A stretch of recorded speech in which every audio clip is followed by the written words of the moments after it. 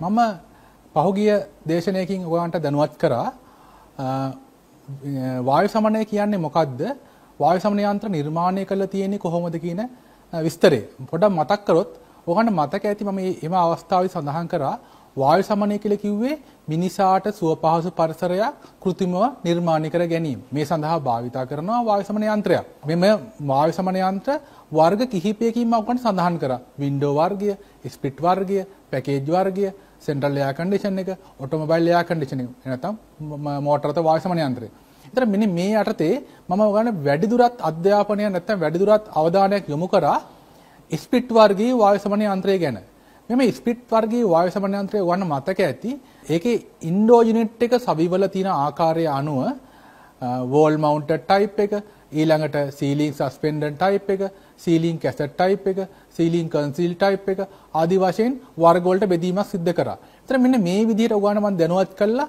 ඊට පස්සේ දැනුවත් කරා මේ ස්ප්ලිට් ටයිප් එයාර් කන්ඩිෂනින් එකේ අවුට්ඩෝර් යුනිට් එකක්, ඉන්ඩෝර් යුනිට් එකක් තියෙනවා. එතකොට ඊළඟට තාපය හුවමාරු වෙනවා. ඒතර ඉවපොරේටර් යුනිට් එකෙන් තමයි තාපය ඇදලා ගන්නෙ. කන්ඩෙන්සර් යුනිට් එක තමයි ඒ තාපය ඉවත් කරන්නේ. ආදී වශයෙන් මම පහුගිය දේශනාවේදී ඔයගොල්ලන්ව දැනුවත් කරා. මම අද මෙතන සිට බලාපොරොත්තු වෙනවා ඔයගොල්ලන්ව අර මම මුලින් කතා කරුවා නැත්නම් පළවෙනි දේශනාවේ සඳහන් කරපු ස්ප්ලිට් වර්ගයේ වායු සමනය යන්ත්‍රයක් සවි කිරීම ගැන සඳහන් කරන්න නැත්නම් දැනුවත් කරන්න. එතෙන්දී මම කතා කරා ඔයගොල්ලන්ට ස්ප්ලිට් වර්ගයේ වායු සමනය යන්ත්‍රයක් ගත්තාම මේකේ ඉන්ඩෝ යුනිට් එක විවිධාකාරයෙන් තියෙනවා කියලා පැහැදිලි කරා.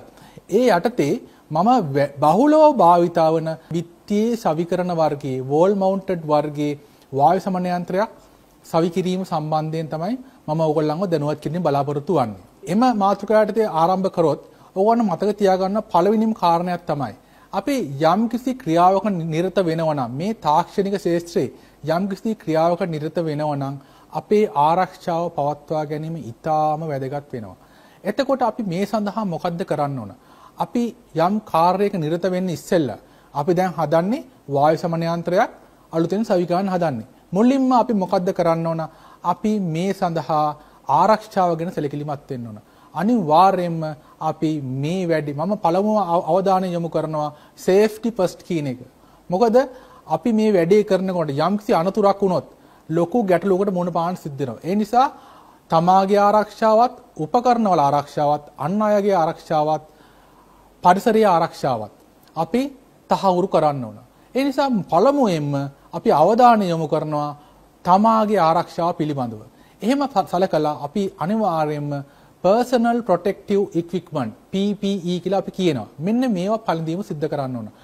අපි සාමාන්‍යයෙන් මේ එයාර් කන්ඩිෂන් එක ඉන්ස්ටෝල් කරනකොට අනිවාර්යයෙන්ම තමාගේ ආරක්ෂාව සඳහා goggles පැළඳිය යුතුයි. අපි ඇස් ආවරණය සඳහා goggles පළඳිනවා. එතකොට මෙතනදී භාවිතා කරන goggles එක අපි dark goggles එකක් නෙමෙයි clear goggles එකක්. විවිධ පේන පැහැදිලි goggles එකක් භාවිතා කරනවා. මොකද මේ වැඩේ කරනකොට යම්කිසි ආකාරයෙන් ඇහැට කිසියම් අනතුරක් වෙන්න ගියොත් ඒකෙන් ආරක්ෂාවෙන් තමයි බලාපොරොත්තු වෙන්නේ. යම්කිසි කොටසක් වැදීමක් හෝ ඒ වගේ රොඩු විසවීමක් හෝ ඒ වගේ දෙයක් වුණොත් ඒකෙන් ආරක්ෂාවෙන් බලාපොරොත්තු වෙනවා. ඊළඟට භාවිතා කරනවා ග්ලව්ස් අත් ආරක්ෂක උපකරණ භාවිතා කරනවා. ඒ අපි යම් මේ කාර්ය කරනකොට අපේ අතට සිදුවෙන පුළුවන් හානි වලින් ආරක්ෂා වීම සඳහා අපි ග්ලව්ස් භාවිතා කරනවා. ඊළඟට භාවිතා කරනවා ආරක්ෂිත සපත්තු. මේ ආරක්ෂිත බූට්ස් පාවිච්චි කරනකොට ඔයගොල්ලෝ සාමාන්‍යයෙන් ඔයගොල්ලෝ වැඩක් කරනකොට නැත්නම් සාමාන්‍ය ගමනක් යනකොට ඔයගොල්ලෝ ඩෙක් ෂූස් හරි මොනවාරි සපත්දයක් භාවිතා කරනවා. මේ සපත් දෙක සාමාන්‍ය ඔයගොල්ලෝ හිතනවා මෙම සපත් දෙක භාවිතා කරලා වැඩ කරාම හරි අපිට ආරක්ෂාව වෙනවා කියලා. මතක තියාගන්න අපි සේෆ්ටි බූට්ස් වල තියෙන සපත්තු විශේෂත්වය වන්නේ ඕගොල්ලන්ගේ කකුල උඩට සාමාන්‍ය සපත්දයක් භාවිතා කරලා තියෙද්දී යම්කිසි බර උපකරණයක් වැටුනොත් ඕගොල්ලන්ගේ කකුල් දෙකේ ඇඟිලි ටික අනිවාර්යෙන් තැලෙනවා. නමුත් මතක තියාගන්න සේෆ්ටි බූට්ස් දෙකක් පාවිච්චි කරොත් අනිවාර්යයෙන්ම අපේ ඇඟිලි සහ කකුල සම්පූර්ණ ආරක්ෂා වෙනවා. මොකද ඒකේ අභ්‍යන්තරයේ ලොකු ඝන ලෝහ පතුරක් දාලා ආරක්ෂාවක් සලස්සලා තියෙනවා. ඒ නිසා අපි වැදගත් වෙනවා අපි නිවැරදි සේෆ්ටි බූට්ස් එක භාවිතා කරන්න. ඒ වගේමයි අපි ඕවර්ෝල් එකක් භාවිතා කරන්න ඕන. අපි මුළු ශරීරෙම ආරක්ෂා කරගන්න ඕන. අපි වැඩක් කරනවා නම් හරි වෘත්තිකයෙක් නම් නිවැරදි අඳුමක් අඳින්න ඕන. ඒ නිසා තමන් අර මම කිව්වා වගේ සේෆ්ටි ඉක්විප්මන්ට් පළඳන්නත් ඕන. ඒකම ඕවර්ෝල් එකක් පළඳින්නත් ඕන. එතකොට මුළු ශරීරෙම අපි දැන් ආරක්ෂා කරගෙන තියෙන්නේ. එහෙනම් දැන් අපි දැන් සූදානම් මේ වැඩේ කරන්න අපි ආරක්ෂා වෙලා තියෙන. ඊළඟට අපි කල්පනා කරන්න ඕන මේ වැඩේ කරනකොට යන්ත්‍රයේ ආරක්ෂාවත් විවිධ තැන්වලදී එක එක අවස්ථාවලදී අපිට යන්ත්‍රය ආරක්ෂා කරන සැලකිලිමත් වෙන්න ඕන. ඒකම එම උපකාර සවි කරනකොට ඒ අවට පුජ්‍යලයෝ ගැන හැසිරෙන පුජ්‍යලයෝ ගැන සැලකිලිමත් වෙන්නත් ඕන. ඒකම අපි මෙම සවි කිරීම කරන පරිසරය ගැන ඒ පරිසරයේ ආරක්ෂාව ගැනත් සැලකිලිමත් වෙන්න ඕන. එහෙම අවබෝධයක් තියාගෙන තමයි අපි මේ එයා කන්ඩිෂන් එක සවි කිරීමට මුල පුරන්නේ. එහෙමනම් අපි දැන් සවි කරන්න හදන්නේ ස්ප්ලිට් වර්ගයේ wall mounted type air condition unit එකක්. එතකොට මේ air condition එක සවි කරනකොට අපි මුලින්ම කරන්නේ location එක සවි කරන ස්ථානය select කරන්න ඕන. තීරණය කරගන්න ඕන. එතකොට මේ මතක තියාගන්න දැන් අපිට කඩෙන් air condition එකක් ගෙනහම අපිට පෙට්ටියක දාලා මේ air condition එක ගෙනල්ලා දෙනවා. මේ air condition එක බොහෝ විට එක පෙට්ටියක් හෝ පෙට්ටි දෙකක් තියෙනවා. බොහෝ විට පෙට්ටි දෙකට එන්නේ. indoor unit එක කාඩ්බෝඩ් පෙට්ටියක, outdoor unit එක කාඩ්බෝඩ් පෙට්ටියක. තවහට තවත් කාඩ්බෝඩ් පෙට්ටියක මේකට අවශ්‍ය කරන ඇක්සසරිස් ටික, බටර් රෝලක්, තව ප්ලාස්ටික් කෑලි, වයර් බඳින නැත්නම් වයර් කෑලි අරම මේවා තවත් අවශ්‍ය කරන equipment කොටස් ටිකක් අපිට ලැබෙනවා. ඒතර මෙන්න මේ වගේ කාඩ්බෝඩ් පෙට්ටි ටික තමයි අපිට ලැබෙන්නේ. එතකොට ලැබුණාම අපි මුලින්ම මොකද්ද කරන්න ඕන? අපි ගොඩක් කට්ටිය මම දැකලා තියෙනවා මොකද්ද කරන්නේ? තමන් මෙච්චර කල් කරපු ක්‍රමවේදයක් නැත්නම් තමන්ගේ සීනියර් ටෙක්නීෂියන් කෙනෙක් කරපු දෙයක් බලාගෙන ඉඳලා ඕක ඔහේ කරගෙන යනවා. ඊටාම වැරදි ක්‍රමවේදයක් ඒක. මම මෙතනදි කියන්නේ නිවැරදිම ක්‍රමය. මොකද්ද නිවැරදිම ක්‍රමය? නිෂ්පාදකයා අපිට දීලා තියෙනවා නිෂ්පාද අත්පොතක්. ඒ නිසා මතක තියාගන්න අපි මේ එයා කන්ඩිෂන් එක මුලින්ම ගෙනහම අපි මේ පෙට්ටි දෙක විවෘත කළා මේකේ තියෙනවා නිෂ්පාදක අත්පොත නැත්නම් ඉන්ස්ටලේෂන් මැනුවල් එක. මේ ඉන්ස්ටෝල් කරන මැනුවල් එක. මේ මැනුවල් එක අරන් අපි අන්න ඒ මැනුවල් එකේ තියෙන ප්‍රොසීඩියර් ටික පරිහරණය කරන්න ඕන. නැත්නම් ඒක ෆලෝ කරන්න ඕන. මොකද මම එහෙම කියන්නේ නිෂ්පාදකයා අලුත් තීරණයකට ගිහිල්ලා අලුත් නිෂ්පාදනයක් කළා නම් සමහර අවස්ථාවලදී ඒකෙදි තීරණාත්මක සාධක මෙන්න මේවා කරන්න එපා. මේවා කරන්න කියලා තීරණාත්මක සාධක එම නිෂ්පාදක අත්පොතේ සඳහන් කරලා තියෙනවා. එම නිසා අපි ඊටාම වැදගත් දෙයක් තමයි නිෂ්පාදක අත්පොත පරිහරණය කළා තීරණ වලට එළඹෙන්න ඕන. මේ නිෂ්පාදක අත්පොත ගත්තාම සමහර ඒවා ඉංග්‍රීසි භාෂාවෙන් තියෙනවා. තව සමහර ඒවා භාෂා කිහිපයකින් තියෙනවා. එතකොට මතක තියාගන්න අපි ශ්‍රී ලාංකිකයෝ වශයෙන් බොහෝ විට සිංහල භාෂාවෙන් මේක නෑ. ඉතින් ගොඩක් කට්ටිය පෙළඹෙන්නේ නැහැ මේක කියවන්න. මොකද හේතුව සමහර කට්ටිය මේ භාෂාවල ගැටලුව නිසා. නමුත් කිසිම දෙයකට බය වෙන්න දෙයක් නැහැ. මේ නිෂ්පාදක අත්පොතේ පැහැදිලි රූප සටහන් වලින් ඕනම කෙනෙකුට මතක තියාගන්න රූප සටහන් කියලා කියන්නේ ජාත්‍යන්තර භාෂාවක් ඕන කෙනෙකුට කියවන්න පුළුවන්. පැහැදිලි රූප සටහන් වලින් දීලා තියෙනවා මොනවද කරන්න ඕන මොනවද කරන්න එපා කියන ටික. ඒක නිසා ඔයගොල්ලන් රූප කියවන්න පුළුවන් නම් ඉලක්කම් කියවන්න පුළුවන් නම් එච්චර අවශ්‍ය වෙන්නේ. ඒ නිසා අපි මුලින්ම ගන්න ඕන මොකද්ද? නිෂ්පාදක අත්පොත ගන්න. ඒකේ ඉංග්‍රීසියෙන් තියෙන පුළුවන් නම් කියවන්න. බැරි නම් රූප සටහන් ටික ෆලෝ කරන්න. ඒ ෆලෝ කරත් ඔයගොල්ලෝ අනිවාර්යයෙන්ම නිවැරදිව සවි කරලා අවසానයි ඒක. ඒ නිසා මම නිර්දේශ කරනවා ඔයගොල්ලන්ට නිෂ්පාදක අත්පොත අරන් පරිහරණය කරන්න. ඒකේ තියෙනවා A to Z කරන්න ඕන දේවල්. එහෙමනම් අපි මේ නිෂ්පාදක අත්පොත අරගෙන අපි ඒකෙන් තීරණ වලට එන්න ඕන. එහෙම තීරණ වලට එද්දී මුලින්ම ඒකත් කියවලා ඊළඟට අපි තීරණ වලට එන්න ඕන මොකද්ද? කොහෙද මේක සවි කරන්නේ? ඔන්න මට දැන් එයා කන්ඩිෂන් එකක් ගහලා කස්ටමර් කෙනෙක් කතා කරනවා මට මේක හයි කරලා දෙන්න කියලා. මම ගිහිල්ලා මට ඕන තැන හයි කරොත් කස්ටමර් මොකද කියන්නේ? ඔයා හයි කරලා දෙන්න. ඔයාට ඕන දෙන්නනේ. මට ඕන තැන නෙමෙයි හයි කරලා තියෙන්නේ. එහෙනම් ගැටලුවට මුණ පාන්න සිද්ධ වෙනවා. ඒ නිසා අපි තේරුම් ගන්න කරුණක් තමයි සවි කරන්න ගියාම එයා කන්ඩිෂන් එකක් කස්ටමර්ත් එක්ක කතා කරන්න ඕන. එයාගේ තීරණය තමයි වැදගත් වෙන්නේ. එයාට අවශ්‍ය තැන තමයි තැන. මතක තියාගන්න. එහෙම කිව්වට තාක්ෂණය ගැන දන්නේ ඒ ටෙක්නොලොජි ගැන දන්නේ අපි. ඊළඟට මැනුවල් එකයි. මැනුවල් එකයි අපි එකතු වෙලා නැත්තම් මැනුවල් එකේ තියෙන දේ අපි කියවලා අපේ දැනුමත් එකතු කරලා අපි ළඟ දැන් තියෙනවා හොඳ දැනුමක් මේ මැෂින් එක ගැන. අපේ එක්ස්පීරියන්ස් එක්ක. ඒ නිසා අපි දැන් තියා දෙනවා කස්ටමර් කියපු තැන හයි කරන්න බැරි නම් ඒකට හේතුව මෙන්න මෙහෙමයි. මෙන්න මේ හේතුව නිසා මෙතන සවි කරන්න බෑ. එහෙම නැත්තම් වඩා සුදුසු මෙන්න මේ ස්ථානය. එහෙම ආදී වශයෙන් සඳහන් කරන්න ඕන. ඒ වගේ සඳහන් කළා කස්ටමර්ත් එක්ක මේ ගණදුනුව කරන්න. මුලින්ම අපිට තියෙන්නේ ඊටාම වැදගත් දෙයක් තමයි කස්ටමර් හැන්ඩ්ලින් එක. කස්ටමර් හැන්ඩ්ලින් ෆේල් වුණොත් මතක තියාගන්න තමන්ගේ රස්සාවත් ඉවරයි, කම්පැනියත් ඉවරයි. ඒ නිසා අපි වැදගත්ම දෙයක් තමයි කස්ටමර් හැන්ඩ්ලින් කියලා කියන්නේ. ඒ නිසා කස්ටමර්ට අවශ්‍ය දේ අපි කරන්න බැඳිලා ඉන්නවා. ඒකම වරදක් තියෙනවා නම් අපි දැනුවත් කරන්නත් උනා. අපි ඒක ඊටාම පැහැදිලි ලෙස දැනුවත් කරන්නත් ඕන. ඒ නිසා කස්ටමර්ට අවශ්‍ය දේ අපි කරන්න ඕන. එයාවත් දැනුවත් කරමින්. ඒ නිසා ඒ අවස්ථාවේදී අපි සර්විස් මැනුවල් එක නැත්නම් ඉන්ස්ටොලේෂන් මැනුවල් එක භාවිතා කරලා දැනුම අරගෙන කස්ටමර්ත් එක්ක තීරණය වලට එනවා. එහෙම ආවම අපි තීරණය කරන්න ගියාම අපි දැන් කොහෙද සවි කරන්නේ? මේ ඉන්ඩෝ යුනිට් එක කොහෙද හයි කරන්නේ? අවුට්ඩෝ යුනිට් එක කොහෙද හයි කරන්නේ? පොඩ්ඩක් විස්තර බලමුකෝ. ඉන්ඩෝ යුනිට් එක හයි කරනකොට අපි හිතමු කාමරයක් කියලා. මේ කාමරයේ දිග පැත්තයි පළල පැත්තයි තියෙනවා. ඒ අවස්ථාවක අපි මේ AC එක සවි කරනවා. ඉන්ඩෝ යුනිට් එක හයි කරනකොට දිගින් වැඩි බිත්තිය හයි කරොත්, දිගින් වැඩි බිත්තිය මැද හරියක මේ AC එක හයි කරොත්, ඉන්ඩෝ යුනිට් එක හයි කරොත් මොකද වෙන්නේ? අර දිගින් වැඩි හින්දා දෙපැත්තට කූල් එක යන්න නැති වෙන්න පුළුවන්. ඒ වගේ අවස්ථාවක මොකද වෙන්නේ අපිට? මැද හරිය කට්ටිය විතරයි කූල් වෙන්නේ. දෙපැත්ත හරියට කූල් එක එන්නේ නැහැ. ඒ නිසා ඒ වගේ අවස්ථාවක අපි තීරණය වලට එන්න නම් දිගින් එක පැත්තක් දිග වැඩි නම් අර පටු බිත්තියේ තමයි එයා කන්ඩිෂන් හයි කරන්න ඕන. ඒ වගේ තමයි අපි තීරණ වලට එන්න. ඒ වගේ තවත් කාරණයක් මම ඔයාලට පැහැදිලි කරනවා නම් නිතර අරින වහන දොරක් තියෙනවා නම් ඒ දොරට මූණලා එයා කන්ඩිෂන් එකේ ඉන්ඩෝ යුනිට් එක හයි කරන්නේ නැහැ. ඇයි අපි එහෙම හයි කරන්නේ නැත්තේ? හයි කරන්නේ නැත්තේ මොකද? අපි මේ කූල් එකක් ගන්න. කූල් එක ගන්න සල්ලි වලට. ඒ කියන්නේ කරන්ට් බිල භාවිතා කරනවානේ මේ කම්ප්‍රෙසර් එකක් වැඩ කරලා යුනිට් එක ඔන් වෙලා කරන්ට් එක වැඩ කරනවා. ඒත් කරන්ට් එක කියන්නේ සල්ලි. ඒතර සල්ලි දීලා ගත්ත කූල් එකක් තමයි මේ තියෙන්නේ. දොර අරපු හැටි මොකද වෙන්නේ? කූල් එක එළියට ගහනවා. ඉතින් අපිට පාඩුවක් එනවා. ඒ නිසා අපි තේරුම් ගන්නවා නම් නිතර අරින වහන දොරක් තියෙනවා නම් ඒ දොරට මූණලා ඉන්ඩෝ යුනිට් එක හයි කරන්නේත් නැහැ.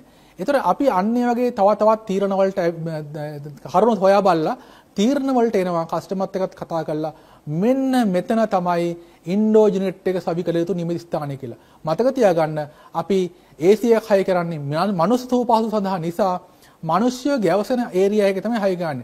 නැත්තම් මේ බඩු මුට්ටු කොට ගහලා තියෙන මුල් එක හයි කරලා හරියන්නේ නැහැ. මිනිස්සු ඉන්නේ එක පැත්තක නම් බඩු මුට්ටු අල්මාරි කොට ගහලා තියෙන තව පැත්තක නම් ඒ පැත්තේ හයි කරලා හරියන්නේ නැහැ. මිනිස්සු ඉන්න පැත්තේ මිනිසාට සුවපහසුව වෙන පරිදි තමයි එයා කන්ඩිෂන් එක සවි කරන්න ඕන. එහෙනම් දැන් අපි ඉන්ඩෝ එක සවි කිරීම සම්බන්ධයෙන් අදහසකට ආවා. අපි අවුට්ඩෝ යුනිට් එක සවි කරනකොට මතක් කරන්න සමහර පැති තියෙනවා හැමදාම ඉරේලිය වැටෙන තැන් තියෙනවා බිල්ඩින් එකක් ගත්තාම. එතකොට මේ හැමදාම ඉරේලිය වැටෙන තැනක මේ AC එකේ අවුට්ඩෝ එක හයි කරොත් මොකද වෙන්නේ? අපි දන්න මම මීට ඉස්සෙල්ලා ඔයගොල්ලන්ට ගිය සතියේත් පැහැදිලි කරා මොකද්ද කන්ඩෙන්සරින් කරන්නේ මොකද්ද අර අපිට අවශ්‍ය අවකාශයේ තියෙන තාපය ටික අපිට අනවශ්‍ය ස්ථානයකට ඉවත් කිරීම කියලා. දැන් මේ කන්ඩෙන්සරින් කියන්නේ තාපය ඉවත් කරන එක. කන්ඩෙන්සරේ දැන් නිවන්න ඕන මට. දැන් නිවන්නේ කොහොමද? ඉරේලිය වැටලා දිනවනම්. දැන් ඒ අවකාශය රත් වෙලා තියෙන යම්කිසි තැනක් නිවන්න ඕන නම් යම්කිසි උපකරණයක් නිවන්න ඕන නම් ඒ අවකාශය සිසිල්ලලා තියෙනවා. එහෙම වුණොත් තමයි මේක දැන් තාපය පිට වෙන්නේ. ගිනියන් අවුවේ කන්ඩෙන්සරේ දාලා තුව හයි කළා තුව මොකද වෙන්නේ? මේ අවුට්ඩෝ එක හයි කළා තුව මොකද වෙන්නේ? ඒක නිවෙන්නේ නැතු වෙනවා. නිවෙන්නේ නැහැ කියලා කියන්නේ අපිට වක්‍රාකාරයෙන් ගොඩාක් හානි කරනවා. මොකද්ද හානි වෙන්නේ? එකක් තමයි අපේ කරන්ට් බිල අනිවාර්යෙන් වැඩි වෙනවා. ඊළඟට සිස්ටම් ප්‍රෙෂර් එක වැඩි වෙනවා. පුපුරන්න පුළුවන්. වෙන හානි වෙන්න පුළුවන්. කම්ප්‍රෙසරේ පිච්චිලා යන්න පුළුවන් ඒ නිසා. ඉතින් ඔන්න ඔය වගේ ඊළඟට අපිට හරියට කූල් එකක් එන්නේ නැහැ. ඉතින් මේ වගේ ගැටලු වෙන්න පුළුවන් කන්ඩෙන්සරේ ආයු හයි කළා තුනක්. ඒකමයි අවුවේ නිසා මොකද වෙන්නේ? මේකේ ආයු කාලයත් අඩු වෙනවා. ඒකම අවුවේ තුනට ඊළඟ දවසේ වැස්සොත් දැන් වැස්සට තෙමෙනවා. දැන් මොකද වෙන්නේ? ඒත් හානියක් සිද්ධ වෙනවා. එහෙනම් අවුවට තෙමෙනවා, වැස්සට වේලෙනවා. මොකද වෙන්නේ? ඒ තත්ත්ව නිසා කන්ඩෙන්සරේ ආයු කාලය අඩු වෙනවා. ඒ නිසා අපි තීරණය කරන්න ඕන මෙන්න මේ සවිකරණ ස්ථානය ගැන ඉතාල වැදගත් තීරණ වලට එන්න ඕන. එහෙනම් මොකද්ද වැදගත් තීරණය? අපි සවි කරන්න ඕන එලිමහන් සෙවන ස්ථානයක තමයි මේ අවුට්ඩෝ එක හයි කරන්න ඕන. කොහෙද? එලිමහන් සෙවන ස්ථානයක. එලිමහන කියලා කියන්නේ හොඳට වාතාශ්‍රය ලැබෙන්නත් ඕන. සෙවන කියලා කියන්නේ අවුව වැටෙන්නේ නැහැ. ඒකම තවත් දේවල් තමයි තාපය නිෂ්පාදනය වන උපකරණ, යන්ත්‍ර ආදීන් ඉවත් කරන්න. පුළුවන් තරම් ජෙනරේටර් හෝ වෙනත් තාප නිපදවන උපකරණ තියෙනවා නම් ඒවෙන් ඈත් කළා තියන්න. මොකද මම ඉස්සෙල්ලා කිව්වා වගේ මේක වටේ නිවිලා තියෙන්න ඕනේ. එහෙම තමයි තාපය පිට ගන්න පුළුවන් වෙන්නේ. ඊළඟට අවුට්ඩෝ එක හයි කරනකොට තවත් සැලකිලිමත් වෙන කාරණා තමයි අපට හිතන පරිදි මේක දිග වැඩි කරන්න බෑ. ඒ නිසා ඒ සවි කරනකොට ඉන්ඩෝ එකයි අවුට්ඩෝ එක අතර තියෙන පරතරය ගැන සැලකිලිමත් වෙන්න ඕන.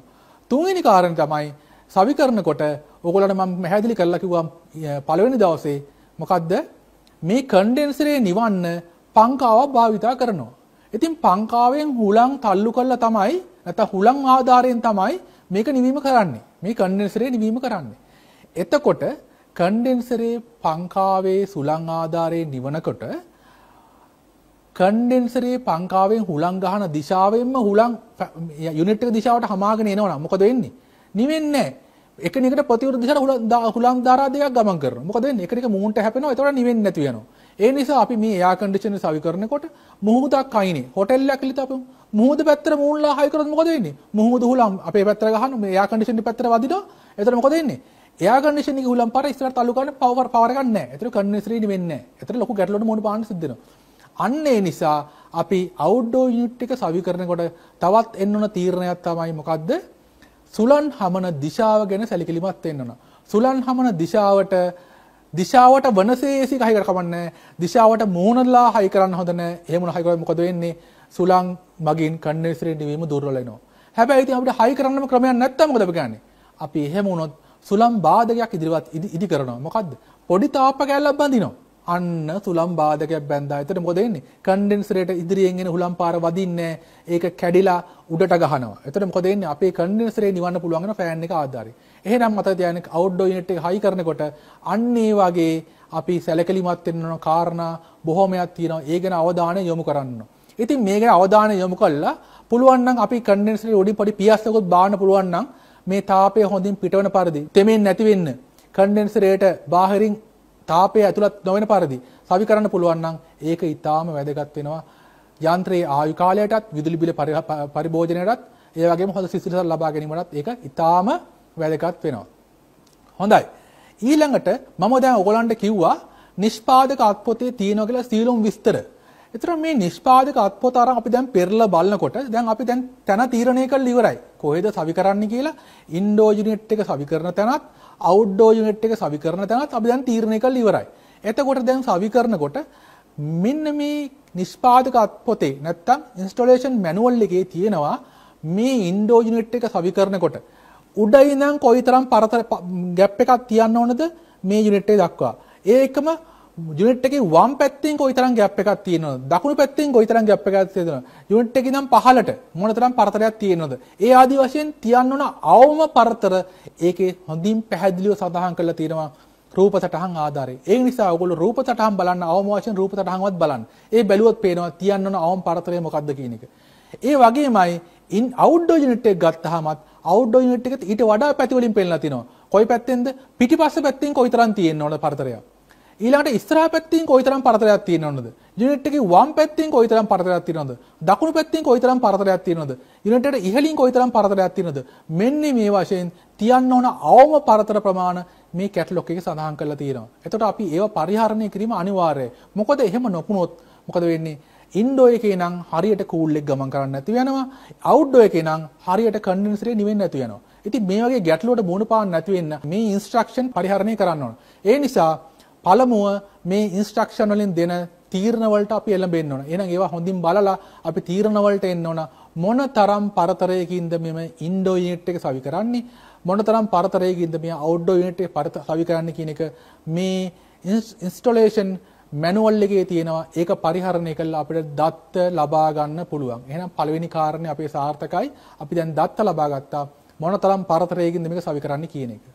ඊළඟට අපිට පුළුවන් මේ යුනිට් එක සවි කරන්න තීරණය කරගත් තැන සවි කරන්න. හැබැයි සවි කරනකොට මම ඉස්සෙල්ලා පොඩි අදහසක් දීගෙන ආවා මේක කොයිතරම් පරතරයකින්ද සවි කරන්නේ. දැන් ඔන්න අපි හිතනවා තට්ටු බිල්ඩින් එකක් තියෙනවා. තට්ටු 10ක බිල්ඩින් එකක් කියලා හිතමු. අපිට පුළුවන් ද අවුට්ඩෝර් යුනිට් එක බිල්ඩින් එකේ උඩ තට්ටුවේම තියලා ඉන්ඩෝර් යුනිට් එක පළවෙනි තට්ටුවටම ගේන්න. මොන තරම් දුරක්ද? එහෙම පුළුවන්ද? අපිට පොඩි ගැටලුවක් එනවා. සමහර කට්ටිය කියනවා කමන්නේ. ගොඩක් දුර ගියට කමන්නේ. මේක පහළන්න තියෙන්නේ අරක උඩන්න තියෙන්නේ ගේන්න පුළුවන්. එහෙම බෑ. ඔයගොල්ලෝ හොඳ පොඩි අවබෝධයක් ගන්න බලන්න. ගෙදර තියෙන වෝටර් පම්ප් එක. ගෙදර වෝටර් පම්පයක් තියෙනවා. ඔය ඕනම වෝටර් පම්ප් එකකින් පුළුවන් ඕනම ගැඹුරක් තියෙන වතුර අදින්න. අදින්න බෑ. ඒකේ තියෙනවා හෙඩ් එකක්. අපි හෙඩ් එක බලලා තමයි වෝටර් පම්ප් එක තීරණය කරන්නේ. ඒ වගේ තමයි මේම එයාර් කන්ඩිෂන් එකේ තියෙන වෝටර් පම්ප් එක වගේ භාවිතාවන්නේ මොකද්ද? කම්ප්‍රෙෂර් එක. ඉතින් මේ කම්ප්‍රෙෂර් එක නිෂ්පාදකයා දන්නවා මේකේ කොයිතරම් ප්‍රමාණයක් උසකට ගහන්න පුළුවන්ද කොයිතරම් දුරකට ගහන්න පුළුවන්ද කියලා.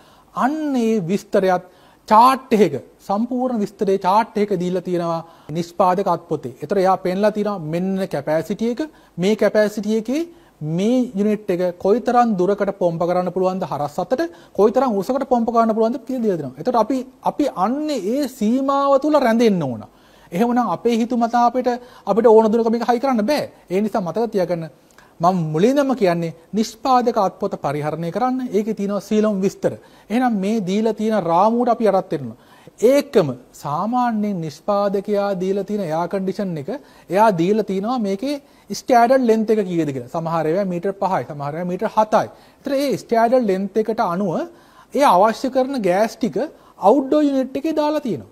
මේ අවුට්ඩෝර් යුනිට් එකේ තියෙනවා අවුට්ඩෝර් යුනිට් එකට අවශ්‍ය කරන ගෑස් ටිකයි ඉන්ඩෝර් යුනිට් එකට අවශ්‍ය කරන ගෑස් ටිකයි මීටර් 5කට හෝ 7කට අවශ්‍ය කරන ගෑස් ප්‍රමාණයයි එම අවුට්ඩෝර් යුනිට් එකේ ගබඩා වෙලා තියෙනවා. එතකොට අපි සවි කරනකොට තමයි සවි කරලා පස්සේ තමයි මේ අවුට්ඩෝර් යුනිට් එකේ තියෙන ගෑස් ටික නිදහස් කරලා බට හරහා ඉන්ඩෝර් යුනිට් එකට යවන්නේ. ඒ නිසා දැන් අපි ගේනකොට ඉන්ඩෝර් යුනිට් එකේ ගෑස් නැහැ. සාමාන්‍යයෙන් ඉන්ඩෝර් යුනිට් එකේ ගේනකොට ඒකේ ඇතුලේ නයිට්‍රජන් වායුව පුරවලා බටවල ආරක්ෂාවට නයිට්‍රජන් වායුව පුරවලා ඒ බට කෙරවල් දෙක සීල් කරලා තමයි එවලා තියෙන්නේ අපිට. අපි සවි කරනකොට ඒ නයිට්‍රජන් ටික පරිසරයට යනවා. එහෙනම් අපි දැන් තේරුම් ගන්න ඕනේ මොකද්ද? අවුට්ඩෝර් යුනිට් එකේ තමයි ගෑස් තියෙන්නේ. එතකොට දැන් මේ සවි කිරීම කරනකොට අර ලබා දීලා තියෙන බට ප්‍රමාණයට ඒ රාමුවට ගැලපෙන නැත්නම් ඊට වඩා අඩු ප්‍රමාණයක නම් අපි සවි කරන්නේ ඒ බට ටිකේට අදාළ ගෑස් ප්‍රමාණය දැන් අර යුනිට් එකේ තියෙන හින්දා කිසිම වෙනසක් කරන්න අවශ්‍ය නැහැ.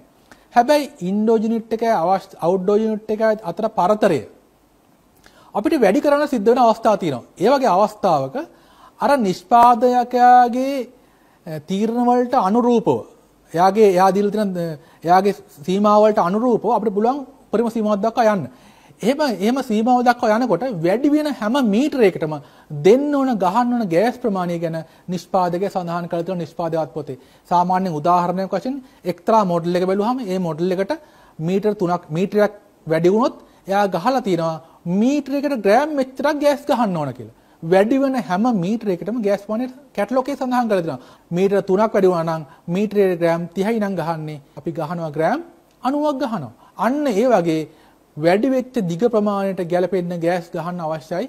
මෙන්න මේ එයාර් කන්ඩිෂන් සවි කරාම බට ප්‍රමාණය දිග වැඩි වුණොත් යම්කිසි ආකාරයකින් දීලා තියෙන බට ප්‍රමාණයට වඩා දිග වැඩි කරන්න ඕන වුණොත් අපිට පුළුවන් අර සීමාවට යටත්ව බට දිග වැඩි කරන්න. එහෙම වැඩි කරනකොට වැඩි වෙන හැම මීටරයකටම ගහන්න ඕන ගෑස් ප්‍රමාණය ගැන දත්තයක් අපිට ලබා දීලා තියෙනවා නිෂ්පාදකත් පොතේ. දැන් අපි තීරණ වලට අවිල්ලා තියෙන්නේ කොයිතරම් බට ප්‍රමාණයක් දිග යනවද? කොතනද අපි ඉන්ඩෝ එක හයි කරන්නේ? කොතනද අවුට්ඩෝ එක හයි කරන්නේ? දැන් ඒ ටික හරි. දැන් අපි මොකද කරන්න ඕන? දැන් AC එක හයි කරන්න ලැහැත්ති. නමුත් තාම ටූල්ස් ටික ගත්තේ නෑ අපි. දැන් අපි ටූල්ස් ටික තෝරගන්න. මොනවද අපි තෝරගන්න ටූල්ස්? ටූල්ස් ගොඩාක් තෝරගන්න ඕන. අපි හිතමු දැන් අපි වැඩ කරන කම්පැනි ඉඳන් අපි යනවා දැන් සවි කරන්න කොහේ හරි බිල්ඩින් එකකට. යනකොට මොකද වෙන්නේ? අපි අරන් යන්නේ අඩුවෙන් ටූල්ස්. මොකද වෙන්නේ? අපිට AC එක හයි කරන්න බැරි වෙනවා. සමහර කට්ටිය අරන් ගිය ටූල්ස් වලින් සමහර අවස්ථාවේ පුළුවන් හයි කරනවා. මොකද වෙන්නේ? අපි අරන් යන්නේ 5 star class එකේ energy saving තියෙන යුනිට් එකක් වෙන්න පුළුවන්.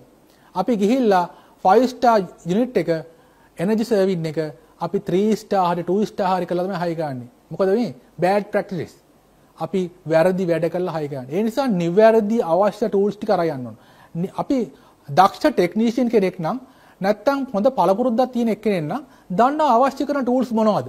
අවශ්‍ය කරන ඉක්විප්මන්ට් මොනවද? මේ වැඩේ කරන්න කියලා. ඒ අවශ්‍ය කරන ටූල්ස්, ඉක්විප්මන්ට් සහ මැටීරියල්. තව අවශ්‍ය කරන ද්‍රව්‍ය තියෙන පුළුවන් ඒ ද්‍රව්‍ය. ඔය තුනම හරියට ලිස්ට් එකක් කරගෙන ඒ තුනම ඔක්කොම අරගන්නවා අපි. අන්න ඒ ටික තෝරාගෙන තමයි අපි මේ කාර්යයට යන්න ඕන. ඒ නිසා අනිවාර්ය කාරණයක් තමයි ටූල්ස්, මැටීරියල්, ඉක්විප්මන්ට් ටික තෝරා ගැනීම. දැන් අපි ඔන්න රෙඩි ඒ ටිකත් තෝරාගත්තා. දැන් අපි ඒ ටිකත් තෝරාගෙන මෙතනින් එහාට බලාපොරොත්තු වෙන්නේ මොකද්ද? ඉන්ඩෝ යුනිට් එක සවි කරන්න හදන්නේ. දැන් අපි මොකද්ද කරේ මෙච්චර වෙලා? අපි මෙච්චරලා කරේ මොකද්ද? නිෂ්පාදක අත්පොත කියෙව්වා. නිෂ්පාදක අත්පොත කියවලා කස්ටමර්ත් එක්කත් කතා කරලා අපි දැන් තීරණ වලට ආව කොතනද සවි කරන්න කියලා. කොතනද සවි කරන්නේ? ඉන්ඩෝ එක හයි කරන්නේ කොතනද? අවුට්ඩෝ එක හයි කරන්නේ කොතනද? ඊළඟට එහෙම තීරණය කළා මේවා තියන්න පරිතර ගැන තීරණ වලට ආවා. දැන් සූදානම් වෙලා තියෙන සවි කරන්න. සවි කරන්න යන්නේ ඉස්සෙල්ලා දැන් අපි ආරක්ෂක උපකරණ personal protective equipment එකක් දැන් පැලඳගෙන අපි ඉන්නේ. දැන් අපි සූදානම් සවි කිරීමට යන්න. අපිට මුලින්ම තියෙන්නේ ඉන්ඩෝ යුනිට් එක සවි කරන්න. ඕන දැන් අපි ඉන්ඩෝ යුනිට් එක සවි කරන්න හදන්නේ. මෙන්න මේ ඉන්ඩෝ යුනිට් එක සවි කිරීමේදී තේරුම් ගන්න අපි මේ මැෂින් එක එල්ලගෙන උස්සගෙන ඉන්න ඕනේ හයි කරන්න ගියාම. ඉන්ඩෝ යුනිට් එක සවි කරන්න අපිට තියෙනවා ඉන්ස්ටොලේෂන් ප්ලේට් එකක්. නිෂ්පාදකයා අපිට දීලා තියෙනවා ඉන්ස්ටොලේෂන් ප්ලේට් එකක්. මේ ප්ලේට් එකට ප්ලේට් එක තමයි අපිට අවශ්‍ය ස්ථානයේ සවි කරගන්නේ. ප්ලේට් එක අවශ්‍ය ස්ථානයේ සවි කළා ප්ලේට් එක උඩ එල්ලීමක් තමයි අපි යුනිට් එක කරන්නේ. ප්ලේට් එක උඩ එල්ලලා තියෙනවා. එතකොට ඒ මගින් තමයි AC එක හයි වෙන්නේ. එහෙනම් අපි මුලින්ම වැදගත්ම කාරණේ වෙන්නේ මේ ප්ලේට් එක සවි කරගන්න එක. අපි මේකට කියනවා ඉන්ස්ටොලේෂන් ප්ලේට් එක කියලා. ඒතර මේ ඉන්ස්ටොලේෂන් ප්ලේට් එක විවිධ හැඩවලින් තියෙන්න පුළුවන්. මුලින්ම අපි කරන්නේ මේ wall mounted type AC එකේ installation plate එක අරන් අර අපි දැන් තීරණය කරගත්ත බිත්තියේ මේක සවි කරන්න හදන්නේ. එහෙම සවි කරන්න හදනකොට අපි පළමුවෙන්ම කරන්න මොකද්ද? මේක අපිට හිතන පරිදි ගිහිල්ලා බිත්තියට තියලා එන ගලහයි කරන්නේ. මේක සවි කරන ක්‍රමවේදයක් තියෙනවා. ඒකත් අනිවාර්යයෙන්ම අර නිෂ්පාදක අත්පොතේ පෙන්නලා තියෙනවා. රූප සටහන් වලින් පෙන්නලා තියෙනවා කොහොමද කරන්න කියලා.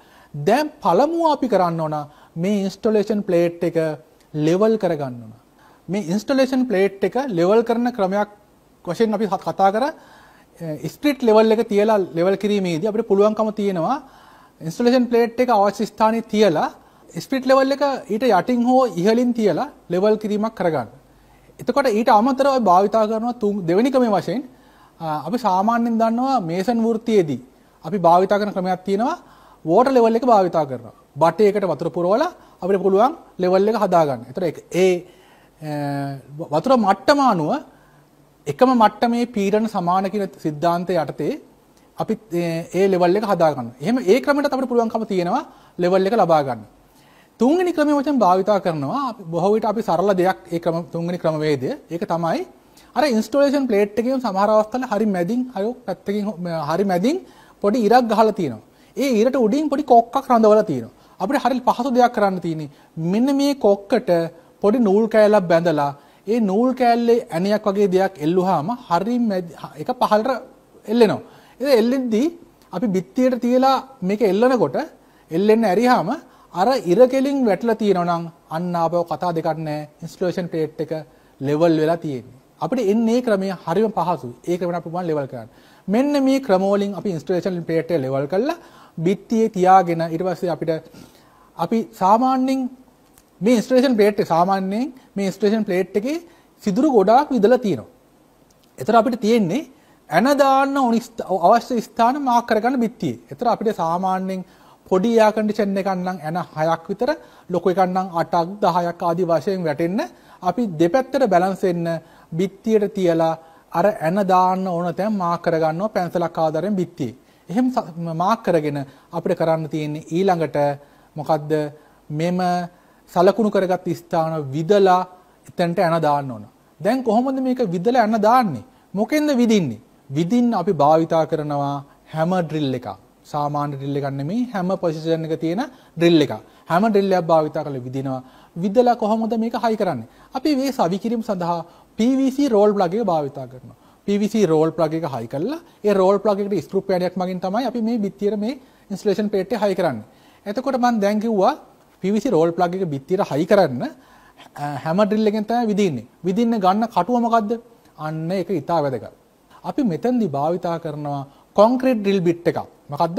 කොන්ක්‍රීට් ඩ්‍රිල් බිට් එක භාවිතා කරනවා. කොන්ක්‍රීට් ඩ්‍රිල් බිට් එක කියලා කියනවා නැත්නම් මේසන් ඩ්‍රිල් බිට් කියලා කියනවා. එතකොට මේ කොන්ක්‍රීට් ඩ්‍රිල් බිට් එක භාවිතා කරලා හැම ඩ්‍රිල් එකකට දාලා හැම පොසිෂන් සිලෙක්ට් කරලා තමයි අපිට අවශ්‍ය ස්ථානෙ විදගන්නේ. එහෙම විදලා අර විදිනකොට ඒ කටුව තෝරා ගැනීමට ඉතා වැදගත්.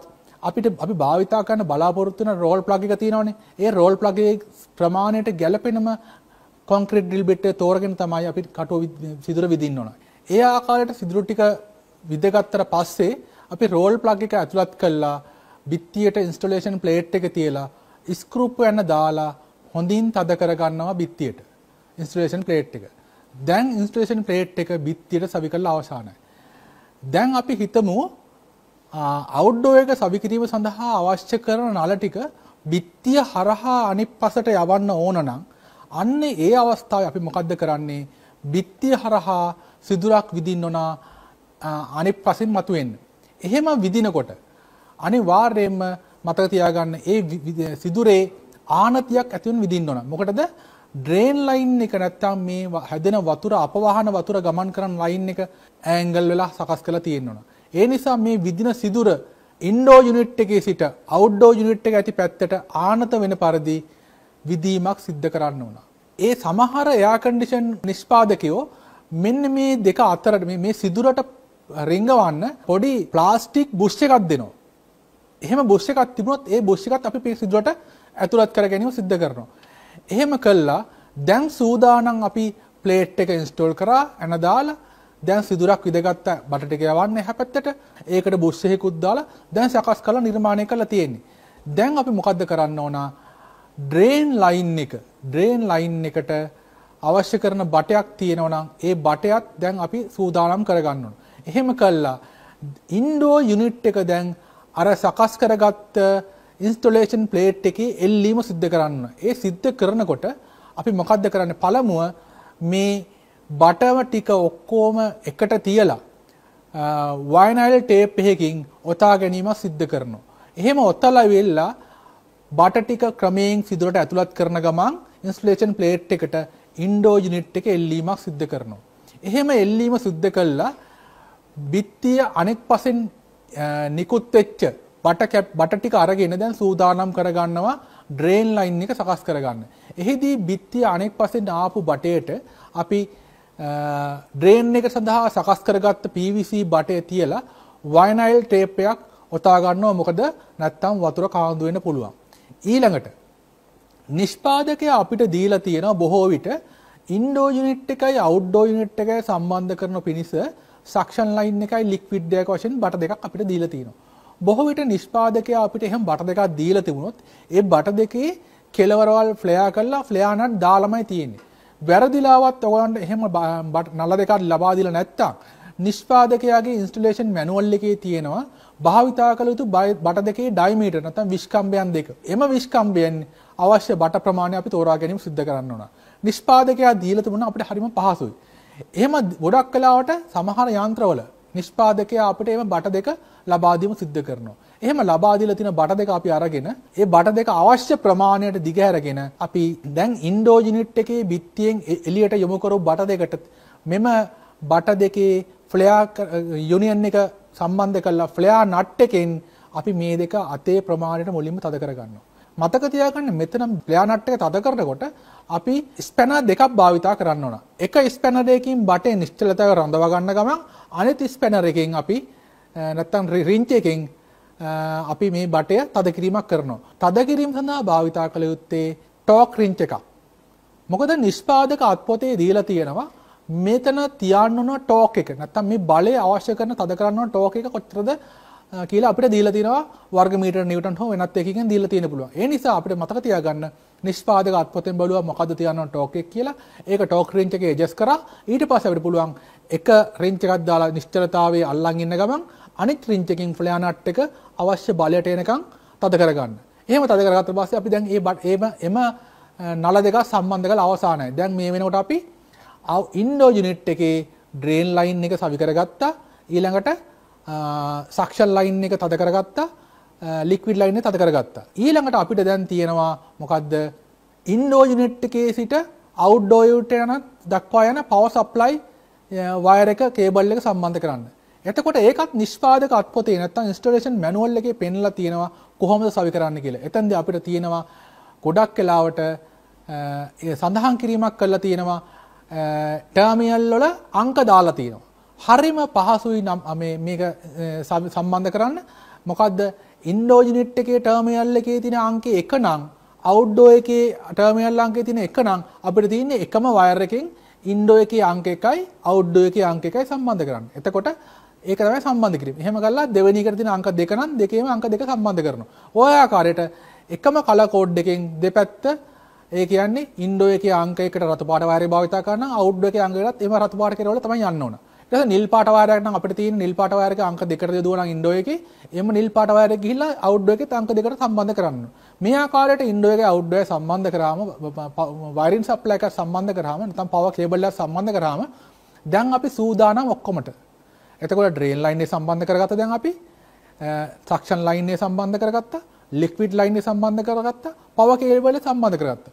මේම සම්බන්ධ කරගත්ත බට ටික අපි එකට තියලා ඔතා ගැනීමක් කරනවා වයිනයිල් ටේප් එකක් දාලා. මතක තියාගන්න මෙතෙන්දී අර සක්ෂන් ලයින් එකයි ලික්විඩ් ලයින් එකයි සම්බන්ධ කරගත්ත තැන හිඩසක් තියෙනවා නම් නැත්තම් නට් පේනවා නම් බට පේනවා නම් එතනට ඉන්සුලේෂන් කෑල්ලක් දාලා මෙතන ආවරණය කර ගන්න ඕන. එහෙම නැත්තම් මොකද වෙන්නේ?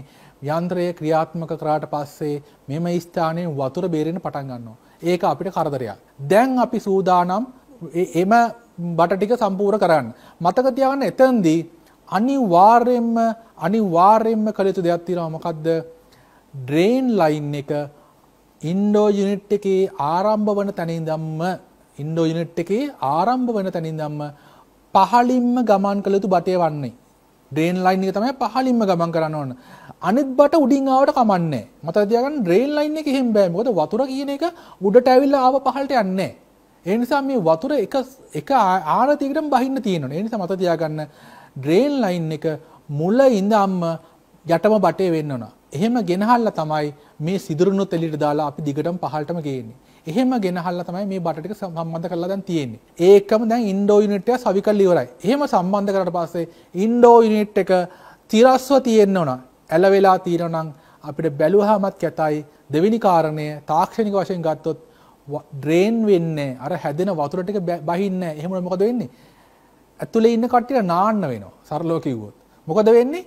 ඇතුලෙන් වතුර බේරෙන්න පටන් ගන්නවා. ඒ නිසා අනිවාර්යයෙන්ම තිරස්ස හොඳින් සවි වෙලා තියෙන්න ඕන. දැන් ඉන්ඩෝ එක සවි කරාම. දැන් අපි ඉන්ඩෝ එක සවි කරලා ඉවරයි. දැන් අපිට තියෙන්නේ අවුට්ඩෝ යුනිට් එක සවි කරන්න.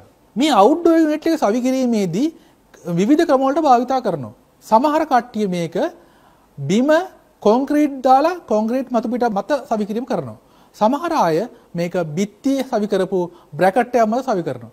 අපිට කැමති විදිහට සවි කරලා ගැටලුවක් නැහැ. නිෂ්පාදකයා මේ ඕන විදිහට නිෂ්පාදක අනුමැතිය දීලා තියෙන්නේ. ඒතර අපිට පුළුවන් මේ කැමති අවස්ථාවේ අනුව අපිට ඒ අවශ්‍ය ක්‍රමයක් භාවිතා කරන්න පුළුවන්. එතකොට කොන්ක්‍රීට් මතු පිටක් ගත්තොත් එම කොන්ක්‍රීට් මතු පිට උඩ ඕන නම් අපිට ඇන දාලා නැත්නම් ඇන්කර් බෝල්ට් දාලා සවි කර ගන්න පුළුවන්. එහෙම නැත්නම් බ්‍රැකට් එක මත සවි කර ගන්න පුළුවන්. අපි මෙතෙන්දි මම පළමුවෙන්ම කතා කරන්න බලනවා බ්‍රැකට් මත සවි කරන ආකාරය ගැන. අපි මේ සඳහා සුදුසු බ්‍රැකට් එකක් නිර්මාණය කර ගන්න ඕන. එහෙනම් බ්‍රැකට් එක නිර්මාණය කරගත්තට පස්සේ අපිට පුළුවන් මේක මෙම එයාර් කන්ඩිෂන් යුනිට් එකේ අවුට්ඩෝර් යුනිට් එක මෙම බ්‍රැකට් එක මත පිට සවි කර ගන්න. සමහර නිෂ්පාදකයෝ බ්‍රැකට් එකක් දෙන අවස්ථා තියෙනවා. නමුත් එච්චරම ක්වොලිටි නෑ ඒ දෙන බ්‍රැකට් එක. ඒ නිසා වඩා සුදුසුයි අපි බ්‍රැකට් එකක් නිර්මාණය කර ගන්න ඕන. ඒ නිර්මාණය කිරීමේදී අර මම මුලින් කිව්ව බිත්තිය අතර තියෙන ඕන පරතරය ගැන ඉතාමත් සැලකිලිමත් වෙලා තමයි මේක සවි කර ගන්න නිර්මාණය කර ගන්න ඕන. බොහෝ විට වර්තමානයේ සකස් කරන බ්‍රැකට් වල තියෙන්නේ ප්‍රේම් දෙකක් වශයෙන් තමයි තියෙන්නේ. කොටස් දෙකක් වශයෙන් තමයි බ්‍රැකට් එක තියෙන්නේ. ඒ බ්‍රැකට් එක අරගෙන අපි දැන් බිත්තියට සවි කර ගන්න ඕන. මේ බිත්තියට සවි කිරීමේදී ඔයගන්ට මතකයි අපි ඉන්ඩෝ යුනිට් එක සවි කරනකොට බිත්තියට සම්බන්ධ කරේ PVC රෝල් ප්ලග් දාලා. නමුත් මතක තියාගන්න මෙම අවස්ථාවේ අපි සම්බන්ධ කරන්නේ බ්‍රැකට් එකක් මත තමයි මේ AC එක හයි කරන්නේ. මතක තියන්න මේ අවුට්ඩෝ එක ගොඩක් බරයි. මේ වගේ බර යුනිට් එකක් අපි රෝල් ප්ලග් දාලා හයි කරොත් මොකද වෙන්නේ? යුනිට් එක හයි කරලා දවස් කිහිපයකින් ඒක බිම් වැටලා තියෙන්න පුළුවන්. ඒ නිසා මතක තියාගන්න මෙතෙන්ට රෝල් ප්ලග් ඔරොත්තු දෙන්නේ නැහැ. අපි මේකට භාවිතා කරනවා ඇන්කර් බෝල්ට් විශේෂ. ඒතර ඇන්කර් බෝල්ට් භාවිතා කරලා තමයි මේ බිත්තියට මෙම බ්‍රැකට් එක සම්බන්ධ කරගන්නේ. මතක තියාගන්න බිත්තිය දැඩි කන්නම් තමයි මේ ඇන්කර් බෝල්ට් එක සපෝට් කරන්නේ. නැත්තම් බිත්තිය බොල් වගේ නම් මොකද වෙන්නේ? ඇන්කර් බෝල්ට් එක දැම්මහම ඇන්කර් බෝල්ට් එක ඇදිලා එනවා. එතකොට ඒත් අර ඉස්සෙල්ලා කිව්වා වගේ රෝල් ප්ලග් දැම්මහම සමාන තමයි වෙන්නේ. මේ නිසා අපි ඒ වගේ අවස්ථාවක විශේෂයෙන් මොකද කරන්නේ? බිත්තිය හරහටම විදිනවා. එහා පැත්ත මතුවෙන්න විදිනවා. විදලා ත්‍රෙඩ් බාර් දාලා දෙපැත්තෙම නට් දාලා ප්ලට්ටම් කෑලි තියලා හදා ගන්න අවස්ථා තියෙනවා. එහෙනම් මේ බිත්තියට ගැළපෙන පරිදි අපි තීරණය කරන්න ඕන ඇන්කර් බෝල්ට් එකක් දානවද? ත්‍රෙඩ් බාර් එකක් දානවද කියන එක. එහෙම තීරණය කළා අපි කතා කරමු මෙතෙන්දී ඇන්කර් බෝල්ට් දානවා කියලා හිතලා. ඒතර ඇන්කර් බෝල්ට් දානවා නම් මොකද කරන්නේ?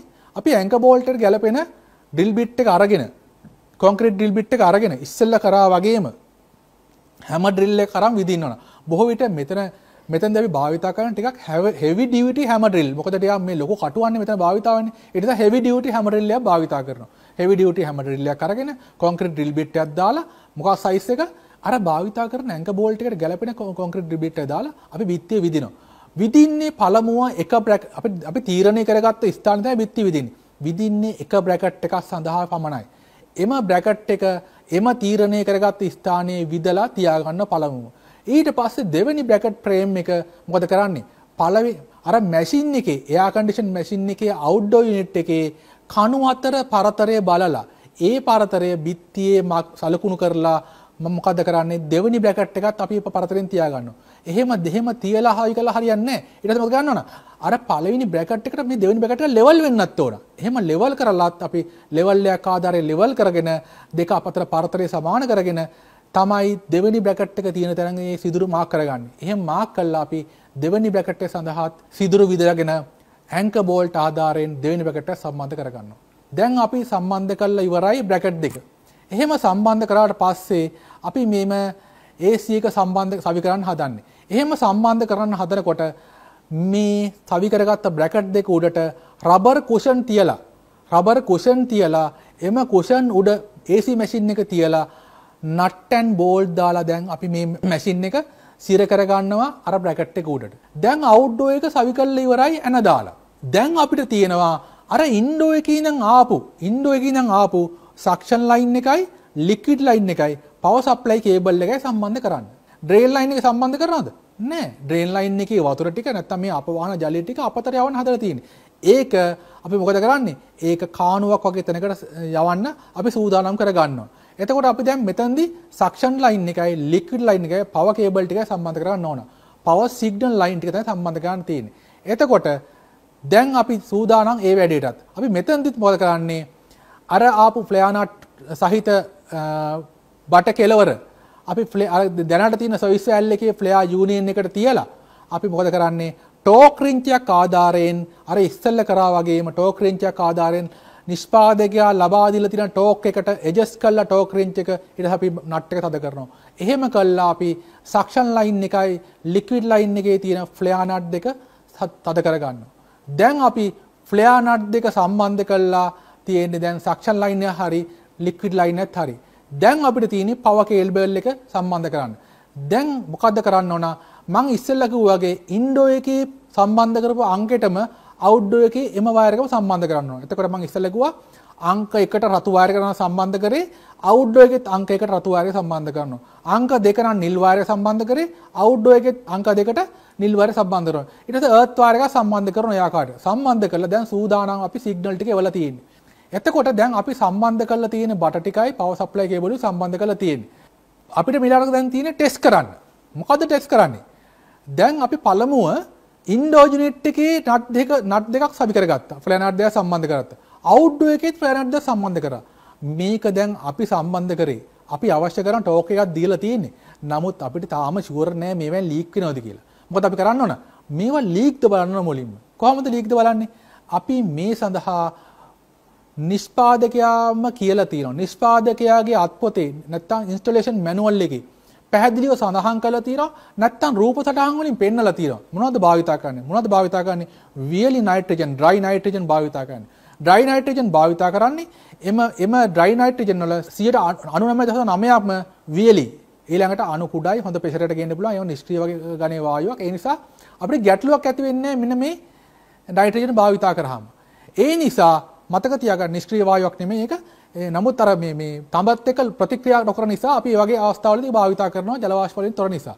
ඒ නිසා මතක තියාගන්න මෙන්න මේ කාරණා නිසා අපි නයිට්‍රජන් වායුව භාවිතා කරනවා මෙතන මෙන්න මේ කාන්දු පරීක්ෂා කරන්න. එතකොට නයිට්‍රජන් සිලින්ඩරය අරගෙන රෙගියුලේටරයක් හරහා අපි පීඩනයක් අවශ්‍ය පීඩනය ඇඩ්ජස්ට් කරලා නයිට්‍රජන් වායුව ලබා දෙනවා මේ කාන්දු බලන්න මේ ෆ්ලෙයාර් නට් හතරේ. එතෙන්දී අනිවාර්යෙන් මතක තියාගත්තු කරුණක් තමයි අපි රෙගියුලේටරයක් කරා මේක භාවිතා කරන්න. මොකද අධි පීඩනයකින් යුතව තමයි නයිට්‍රජන් තියෙන්නේ. වැරදිලාවත් වැඩි පීඩනයක් ආවොත් ලොකු ගැටලුවකට මුහුණ පාන්න සිද්ධ වෙනවා.